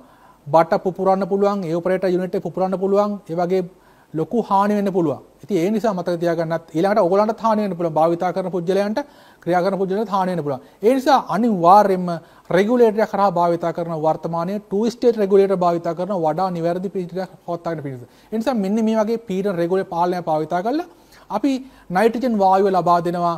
අර සවි කරගත්ත සක්ෂන් ලයින් එකයි ලික්විඩ් ලයින් එකයි චෙක් කරන්න. කොයිතරම් ප්‍රමාණයක් අපි දෙනවද? PSI 150ක්. ඒක නිෂ්පාදක අත්පොතේ නැත්නම් ඉන්ස්ටලේෂන් මැනුවල් එකේ තියෙන සඳහන් කරලා. PSI 150ක පීඩනයක් ලබා දීලා ඊට පස්සේ අපි ෆ්ලෙයාර් නට් හතරේ සබම් පෙන ගාලා චෙක් කරලා බලනවා ලීක් එකක් තියෙනවද කියලා. එතකොට අපිට ක්‍රම දෙකකින් මේක ලීක් එක හහු වෙනවා. මොකද්ද ක්‍රම දෙක? දැන් PSI 150ට අපි මාක් කරලා තියෙන්නේ මේක. PSI 150 ටික ටික අඩු වෙනවා නම් අන්න කොහේර ලීක් එකක් තියෙනවා. එහෙනම් අපි එතනින් කියනකොට ලීක් එකක් තියෙනවා කියලා. ලීක් එකක් තියෙනවා මොකද කරන්නේ? සබම් පෙන ගාලා බලනවා ෆ්ලෙයාර් නට් හතරේ. අන්න සබම් පෙන ගාලා බලනකොට බබල්ස් බුබුලු දානවා අපි තීරණය කරනවා මෙන්න මේ ෆ්ලෙයාර් නට් එකෙන් තමයි කාන්දුව වෙන්නේ කියලා. එතකොට අපි දැන් දන්නවා මෙන්න මේ ෆ්ලෙයාර් නට් එකෙන් කාන්දුවක් තියෙනවා. එහෙනම් මොකද ගන්න අපි? ආපහු එම නට් එක හොඳට තද කරනවා. එතකොට කාන්දුව නවතිනවා. එහෙම කළා ආපහු PSI 150ට ගහලා බලනවා ප්‍රෙෂර් එක අඩු වෙනවද? හරි. දැන් ඔන්න අඩු වෙන්නේ නැහැ. එහෙනම් දැන් අපි ලීක් එකේ තීත්‍රණත් හොයාගත්තා. ඒකට පිළියමකුත් යදුවා. දැන් එතන දැන් හරි. දැන් ලීක් වෙන්නේ නැහැ. එහෙනම් දැන් අපිට අපි හයි කරපු ෆ්ලෙයාර් නට් හතරම ෂුවර්. වැරදිලාවත් මම ඉස්සෙල්ලා කතා කරපු විදිහට ඔයාලා බටේ දිග වැඩි කරන්න කියලා මේ බටේට ජොයින්ට් එකක් දාලා අපි සම්බන්ධ කරා නම් එතකොට මැද පෑස්සීමකුත් එනවා. එහෙම පෑස්සීමක් කරා නම් අනිවාර්යෙන් ඒ පාසප ස්ථානත් අර නයිට්‍රජන් ප්‍රෙෂර් කරනකොට බලන්න ඕනේ චෙක් කරලා සම්පේන ගාලා. හරිද නේද? එහෙනම් තේරුම් ගන්න ෆ්ලෙයාර් නට් හතර විතර නම් එතන ඒ හතර බලනවා. එහෙම නැත්නම් පෑස්සීමක් කරා නම් ඒ පෑසප ස්ථානත් චෙක් කරලා බලන්න ඕන. ඒ ආකාරයට අපිට පුළුවන් චෙක් කරලා බලලා කාන්දු තියෙනවද නැද්ද කියන එක තීරණය කරන්න. දැන් කාන්දු නැත්තම් අපි ඒක ස්ථිර කරගත්තා නම් දැන් හරි නයිට්‍රජන් වලින් කරලා වැඩි ඉවරයි. දැන් අපි නයිට්‍රජන් ටික නිකුත් කරලා දානවා එළියට ඉවත් කරලා දානවා. මැනිෆෝල්ඩ් ගේජ් එක ආධාරයෙන් ලබා දීපු නයිට්‍රජන් ටික දැන් අපි මැනිෆෝල්ඩ් ගේජ් එක ඇරලා ඒක වායු ගොඩට නිදහස් කරනවා. දැන් නයිට්‍රජන් එළියට ගියා. නමුත් දැන් අවුට්ඩෝර් යුනිට් එකේ තියෙන ගෑස් තාම අපිට එවන්න බෑ ඉන්ඩෝර් යුනිට් එකට. මොකද තාම මේ තියෙන නල දෙකේ ඉවපරේටරේ නයිට්‍රජන් ඉතුරුලා තියෙන පුළුවන් සාමාන්‍ය වාතය තියෙන පුළුවන්. ඒ නිසා අපි දැන් දැම්ම එවන්නේ නැහැ. මොකද්ද අපි දැන් කරන්නේ? මෙන්න මේ නල දෙක තියෙන මෙම නල දෙකේ තියෙන වාතය සම්පූර්ණයෙන්ම ඉවත් කිරීමක් කරන්න. අපි ඒකට කියනවා වැකුම් කරනවා කියලා. ඔයගොල්ලෝ දන්නවා ලිඳ හිනානේ. ලිඳ හිනා පොම්පයක් දාලා ලිඳේ තියෙන වතුරට අයින් කරනවා. ඒ වගේ තමයි මේ බට දෙකේ තියෙන වාතය අපි ඉහින්න වගේ නැත්නම් ඉවත් කිරීමක් කරනවා. අපි ඒකට භාවිතා කරන පොම්පයක්. ඒක තමයි මේ පොම්පෙට අපි කියනවා වැකුම් පොම්ප කියලා. ඒ වැකුම් පොම්පෙන් අපි මොකද කරන්නේ? අර නල දෙකේ තියෙන අනවශ්‍ය වාතයයි ඊළඟට මේ ඉන්ඩෝ යුනිට් ඉවපරේටරේ තියෙන අනවශ්‍ය වාතය ඉවත් කරනවා. එතෙන් ඉවත් වෙනවා ඒ තියෙන අනිකුත් වාතය සහ ජල වාෂ්ප කියන දෙකම ඒ සිස්ටම් එකෙන් ඉවත් වෙනවා. කිසිදු වායුවක් නොමැති අවස්ථාවට මේ වායු බට ඇතුළේ පත් වෙනවා. ඇත්තම කියනවා නම් වර්තමානයේ මේ වැකුම් ප්‍රෙෂර් එක භාවිතා කරනවා පීඩන ඒකකයක් වශයෙන් මයික්‍රෝන්ස් කියන ඒකකය. වායුගෝලීය පීඩනය ගත්තොත් පීඩනමයින් ඒකකයෙන් ගත්තොත් මයික්‍රෝන් 7,60,000ක් වෙනවා. මේ මයික්‍රෝන් 7,60,000 ඉඳන් දැන් අඩු කරන් අපි එන්නේ. දැන් 7,60,000 6 ලක්ෂයට එනවා 5 ලක්ෂයට 4 ලක්ෂයට 2 ලක්ෂයට 3 ලක්ෂයට ඔහම ඇවිල්ලා ලක්ෂයට එනවා. ඊළඟට 50000ට එනවා 25000ට එනවා. ඊළඟට 10000ට එනවා. ඊට පස්සේ 5000ට එනවා 1000ට එනවා. දැන් අපි 7,60,000 ඉඳන් මේ වැකුම් කරන් ආවේ. ඔහොම ඇවිල්ලා 1000ටත් ඇවිල්ලා ඊට පස්සේ ක්‍රමානුකූලව අඩන් වෙලා අපි අවම වශයෙන් අපි වැකුම් කිරීම කරනවා මයික්‍රෝන් 500ටවත්. ඒතර මයික්‍රෝන් 500ට වැකුම් වුණාම අපි කියනවා සාර්ථක වැකුම් වීමක් කියලා. මොකද අපිට ඊට වඩා වැකුම් කරන්න පුළුවන් වඩා හොඳයි. නිෂ්පාදකයා රෙකමන්ඩ් කරනවා අවම වශයෙන් මයික්‍රෝන් 500ටත් වැකුම් කරන්න කියලා. එහෙම වැකුම් කළා ඉවරලා වැකුම් පොම්පේ මැනිෆෝල්ඩ් ගේජ් එකේ කරාම වහලා අපි වැකුම් පොම්පේ ඕෆ් කරලා ටිකක් වෙලා බලන් ඉන්නවා. මොකද වෙන්නේ? ආපහු කටු උත්ක්‍රමණයක් වෙනවද කියලා. ආපහු කටු උත්ක්‍රමණයක් වෙනවා කියන්නේ අපිට නොපෙනුනාට සිස්ටම් එක ඇතුළට වායු ගෝලයේ වාතය රිංගනවා. ඒ කියන්නේ ලීක් එකක් තියෙනවා. එහෙම වෙන්න බෑ අපි දැන් චෙක් කරලා තියෙන්නේ. වැරදිලාවක් තිබුණොත් දෙවෙනි දැන් මේ චෙක් එකේදී අපිට අහු වෙනවා. ඒ නිසා මට දැන් මේ අවස්ථාවේ පොඩ්ඩක් අපි චෙක් කරලා බලනවා. එහෙම චෙක් කරලා කටුව හෙල්ලෙන්නේවත් නැහැ. තාම 500 ඉන්නවල කෙනා අන්න සිස්ටම් එක අපි නියමට වැකුම් කරලා තියෙනවා. දැන් අපිට බය වෙන්න දෙයක් නැහැ. දැන් අපිට පුළුවන් සිස්ටම් එකේට අවුට්ඩෝර් යුනිට් එකේ තියෙන ගෑස් ටික මුළු පද්ධතියටම නිදහස් කරලා දෙන්න. දැන් අපි මොකද කරන්නේ? අපිට තියෙනවා මේ වැඩේ කරන්න සර්විස් වෑල් දෙකක්. අවුට්ඩෝර් යුනිට් එකේ තියෙනවා සර්විස් වෑල් දෙකක්. මේ සර්විස් වෑල් දෙක අරින්න ඕන. සර්විස් වෑල් දෙක අරින්න අපිට භාවිතා කරන්න තියෙන්නේ ඇලන් කී එක. නැත්නම් ඇලන් යතුරක්. අපි සමහර ආට භාවිතා කරනවා මේකට හෙක්සගන් කී එක කියලාත් භාවිතා කියන අවස්ථා තියෙනවා. ඒතර මේ හෙක්සගන් කී එක නැත්නම් ඇලන් කී එක භාවිතා කරලා මේ සර්විස් වෑල් දෙක අරින්න තියෙන්නේ. ඒතර අපි මේ සර්විස් වෑල් දෙක අරපු හැටියෙම ඔන්න අවුට්ඩෝර් එක ඇතුළේ තියෙච්ච රෙෆ්‍රිජරන්ට් සියල්ලම ඉන්ඩෝ එකත් සම්බන්ධකමක් ඇති කර ගන්නවා. එතකොට දැන් මුළු පද්ධතිය පුරාම ශීතකාරකය සම්බන්ධ වීම සිද්ධ වුණා. මෙන්න මේ අවස්ථාවේ තමයි අර බට දිග වැඩි කරා නම් ඒ අවස්ථාවට ගැලපෙන්නේ මේ මීටර ගානට ගැලපෙන්න වැඩිපුර ශීතකාරක ඇතුළත් කරනවා නම් බර අණුව ශීතකාරක ලබා දිය යුත්තේ. එහෙම දීලා ඉවරලා ශීතකාරක ලබා දීලා ඉවරලා දැන් අපි සූදානම් යන්ත්‍රය ක්‍රියාත්මක කරන්න. දැන් අපිට තියෙන්නේ යන්ත්‍රය ක්‍රියාත්මක කරලා ටෙස්ට් කරලා බලන්න. ඔන්න දැන් අපි යන්ත්‍රය හවි කරලා ඉවරයි. මොකද්ද අපි කරේ මුලින් ඉඳන් මතක් කරලා චුට්ටක් අපි කරා ඉන්ඩෝ යුනිට් එක සවි කරා අවුට්ඩෝර් යුනිට් එක සවි කරා යුනිට් දෙක අතර බට දෙක සම්බන්ධ කරා. සම්බන්ධ කළා බට දෙකේ නයිට්‍රජන් ප්‍රෙෂර් කරලා ලීක් හෙව්වා. ඊට පස්සේ ඒ නයිට්‍රජන් ටික අයින් කළා වැකුම් කළා බට දෙක සූදානම් කරගෙන සර්විස් වෑල් දෙක ඇරලා සිස්ටම් එක පුරාම ශීතකාරක නිදහස් කරා. දැන් මේ යුනිට් එක අපිට තියෙන්නේ ඔන් කරන්න. අපි ළඟ තියෙනවා රිමෝට් කන්ට්‍රෝල් එක. දැන් පවර් සප්ලයි අපි දීලා තියෙන්නේ. අපි රිමෝට් කන්ට්‍රෝල් එක අරන් දැන් බටන් එක ඔබලා AC එක ඔන් කරනවා. අපි AC එක ඔන් කළා දැන් ක්‍රියාත්මක කරලා බලනවා මේ යන්ත්‍රය දැන් කොහොමද ක්‍රියාත්මක වෙන්නේ කියලා. අපි ඒ දත්ත ටික ගන්නවා. අපි මේ යන්ත්‍රය ක්‍රියාත්මක කරනවත් එක්කම යන්ත්‍රයේ ගන්න ධාරාව මැනගන්න ඕන. යන්ත්‍රය ඇම්පියර් කීයක් ගන්නවද? ඒක අපි දන්නේ නැහැ. නිෂ්පාදකයාගේ යන්ත්‍රයෙන් සඳහන් කරලා තියෙනවා. අන්නේ ගන්න ඇම්පියරයත් එක්ක අපි මීටරෙන් බලනකොට පෙන්වන ඇම්පියර් එක චෙක් කරලා බලනවා සමානද කියලා. බොහෝ විට සමාන වෙනවා නිවැරදි සත්‍යයක් තියෙනවා. එතකොට ඒ ඇම්පියර සමාන නම් වැඩේ හරි. දෙවනුව අපි බලනවා සිස්ටම් ප්‍රෙෂර් එක කීයද කියලා. සිස්ටම් එකේ තියෙන්නේ R22 ගෑස් එක නම් සාමාන්‍යයෙන් සක්ෂන් ප්‍රෙෂර් එක තියෙනවා PSI 60 74 වගේ සාමාන්‍යයෙන් PSI 65ක වගේ තියෙන්න ඕන. එහෙමනම් සිස්ටම් ප්‍රෙෂර් එකත් හරි. අපි හිතමු 410A ගෑස් එක තුනා කියලා. අපි හිතමු 410A ගෑස් එක තිබුණා නම් මේ සිස්ටම් එකේ තියෙන PSI 110යි 120 අතර ප්‍රෙෂර් එකක් තියෙනවා. එහෙම තිබුණා අපි කියන සිස්ටම් ප්‍රෙෂර් එකත් හරි කියලා. ඊට පස්සේ තුන්වෙනුව බලනවා අපි ටෙම්පරේචර් චෙක් කරන්න ඕන. ටෙම්පරේචර් එක කොහොමද? කාමරයේ ටෙම්පරේචර් එක කීයද? එවපරේටර් එකෙන් කූල් මේ කූල් එයාර් එක පිට වෙන ස්ථානයේ කූල් ටෙම්පරේචර් එක කීයද? ඒකම අවුට්ඩෝර් එකේ කන්ඩෙන්සර් එහෙම හොඳ රත්ලා තියෙනවද කියලා. අන්න ආදී වශයෙන් ටෙම්පරේචර් චෙක් කරලා බලනවා. එහෙම චෙක් කරලා බලලා සාමාන්‍යයෙන් එවපරේටරේ සර්ෆේස් එකේ ටෙම්පරේචර් බලන්න පුළුවන් නම් සෙල්සියස් අංශක 14ක් 5ක් වගේ තියෙන්නත් ඕන. අපි ලූවර් එකෙන් පිට වෙන උෂ්ණත්වය සාමාන්‍යයෙන් සෙල්සියස් අංශක ධන 12ක් වගේ ධන 10 12 වගේ ආසන්න උෂ්ණත්වයක තියෙන මුළු කාමරයේ උෂ්ණත්වය අපි රිමෝට් එකෙන් ඇඩ්ජස්ට් කරපු ටෙම්පරේචර් එකට ආවම තමයි තර්මෝස්ටැට් එක ඕෆ් වෙන්නේ. ඉතින් ඔයා ආදී වශයෙන් අපි ටෙම්පරේචර් චෙක් කරලා බලනවා. ඊට අමතරව දැන් මෙහෙම යන්ත්‍රයක් දැකලා ක්‍රියාත්මක වෙනකොට මොකද වෙන්නේ?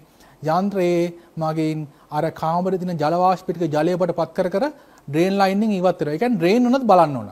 ඩ්‍රේන් උත් වෙනවා නම් එහෙමනම් ගැටලුවක් නැහැ. අපි දැන් බලපු තත්ත්ව ටික ඔක්කොම හරි. ඊට අමතරව තව දෙයක් බලන්න තියෙනවා අපිට. මොකද්ද? මේකෙන් අපි බලාපොරොත්තු නැති නොයිස් ඊළඟට ভাইබ්‍රේෂන් එනවද කියලා. ඉතින් එහෙමත් එනවා නම් ඒ අපි අඩුපාඩුවක් කොහොම හරි තියනත් නම් තමයි එහෙම දෙයක් වෙන්නේ. ඒවත් බලලා ඒවටත් පිළියම් යොදන්න ඕන. මෙන්න මෙහෙම පිළියම් යොදලා ඊට පස්සේ දැන් අපි සූදානම් කරපු යන්ත්‍රය දැන් නිවැරදිව ක්‍රියාත්මක වෙනවා. මෙන්න මේ අවස්ථාවේ කස්ටමර්ට දැනුවත් කරනවා. කස්ටමර්ට දැනුවත් කරනවා මෙන්න මේ විදිහට රිමෝට් කන්ට්‍රෝල් එක භාවිතා කරන්නේ. මේ විදිහට මේ යන්ත්‍රය ඔන් කරන්නේ. මේ විදිහට ඕෆ් කරන්නේ. මේම යන්ත්‍රයත් එක්ක කටයුතු කරන්නේ මේ විදිහට ආදි වශයෙන් කස්ටමර් දැනුවත් කරනවා. ඒ සියල්ල තියෙනවා නිෂ්පාදකයා හදලා තියෙනවා කස්ටමර්ට හෑන්ඩ් බුක් එක. ඒ පොතේ තියෙනවා. ඊට අමතරව අපිට අපේ පොතේ සමහර ඒවා සඳහන් කරලා තියෙනවා. ඒ කියන්නේ ඉන්ස්ටොලේෂන් මැනුවල් එකේ සඳහන් කරලා තියෙනවා අවශ්‍ය දත්ත ටික. ඉතින් ඒවා ඒ ආදි වශයෙන් ඒවා බලලා අපිට පුළුවන් කස්ටමර් දැනුවත් කරන්න. මෙහෙම දැනුවත් කළා අපිට පුළුවන් කස්ටමර්ත් මේ එයාර් කන්ඩිෂන් එකේ ක්‍රියාකාරීත්වය ගැන අවබෝධයක් ලබා දෙන්න. දැන් ඇත්තටම අපි ගත්තාම එයාර් කන්ඩිෂන් එක සවි කරලා ඉවරයි. ඒක සවි කරලා ඔන් කරලා ටෙස්ට් කරලා ඒ කන්ඩිෂන් උත් බලලා දැන් අපි සෑහීමට පත් කරලා ඉවරයි. දැන් හොඳින් AC ක්‍රියාත්මක වෙනවා. මෙන්න මේ පියවරවල් ටික තමයි අපි මෙච්චරලා උත්සාහ කරේ ඔයගොල්ලන්ට කියා දෙන්න. එහෙමනම් දැන් ඔයගොල්ලෝ තේරුම් ගත්තා කොහොමද ස්ප්ලිට් වර්ගයේ වායු සමන යන්ත්‍රයක් සවි කරන්න කියලා.